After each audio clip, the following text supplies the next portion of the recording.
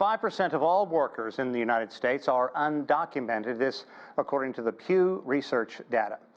And as President Trump's crackdown on immigration continues, new questions have been raised on the impact ICE raids could have on the U.S. labor market, especially when it comes to industries that rely heavily on undocumented labor. Last month, jobs reports showed that more than 1 million foreign-born workers had left the U.S. labor market from March through May. It is the biggest decline since the beginning of the COVID pandemic, and a sign that foreign laborers may be fearful to show up for work. Immigration raids have targeted the agriculture, construction, meatpacking industries. Those are industries, obviously, which rely heavily on immigrant labor. ICE, for its part, says that it also plans to hold employers accountable. Economists expect the fallout to be heavily reflected in the June jobs report. Experts also predict detentions, deportations, and the impact on staffing is going to lead to higher labor costs as well, and that passed on to consumers, that coming in the months to come. Let's take a closer look now at how the ramp-up of ICE raids is affecting the U.S. labor market and indeed the United States as a whole. Joining us to talk about this, Abel Nunez, the Executive Director of CARECEN, the Central American Resource Center. Abel, good to see you again. Thanks for joining us. Thank you for having me. Okay, the Trump administration has been unrelenting in its raids, saying, now earlier, during the campaign, right afterwards, saying it was going to target criminals. But in Los Angeles, ICE officers were targeting the local Home Depots, a place where immigrant day laborers typically hang out to try and get work. So obviously, which industries are going to be affected the most? Agriculture, construction, service, all come to mind. And what is this going to do to the economy and the bottom line? Well, you know, this is where the promises of a campaign meet the realities of what we're living in the United States.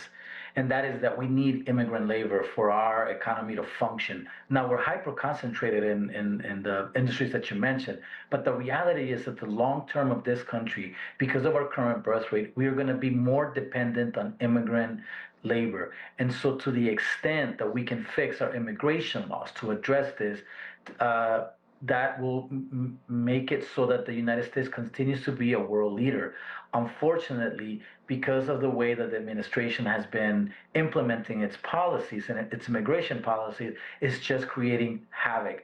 But that is true with all of its policies, whether it's the tariffs, whether it's its foreign policy, and I think it's just wants to come in and disrupt everything, but disruption has a cost, and we're going to begin to see it pretty soon. Okay, so how are business owners and local leaders responding? Are they taking any kind of preemptive steps? Well, I mean, I think that we want to emphasize to the administration the danger that they're putting in certain industries. And I think that you have people that are closer to his inner circle that are beginning to let him know the consequences of his actions, of his immigration policy. The reality is that criminal aliens, people that have committed other crimes than just being here undocumented, that have always been targeted, have always been deported by different presidents in different parties. That is something that's not new, but at some point you begin to grab people that their only crime is working hard in this country and unable to adjust their status.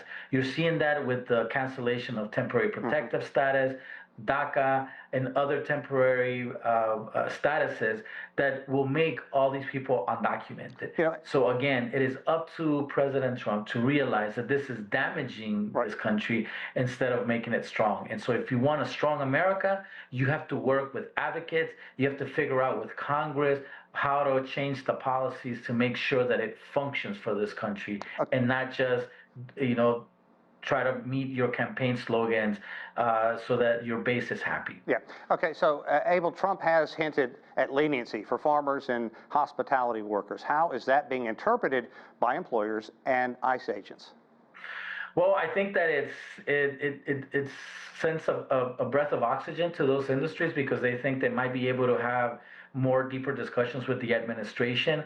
I think ICE, at the end of the day, they are law enforcement and they are beholden to their leadership. And if their leadership tells them that they have to do it in a specific way, that's what they will do it. That's what we hope that what they will do. I mean, this is, once again, a country of laws, and even law enforcement is subject to those laws.